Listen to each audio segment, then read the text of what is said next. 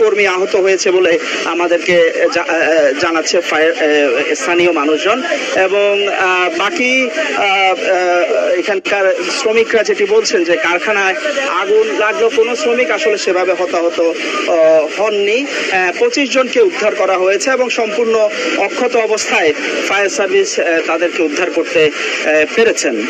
তো আমরা একটু কথা বলতে চাই এখানকার যারা আছেন। আপনারা তো এখানে ছিলেন শুরু থেকে, কি অবস্থা কিভাবে দেখেছেন একটু আমাদেরকে?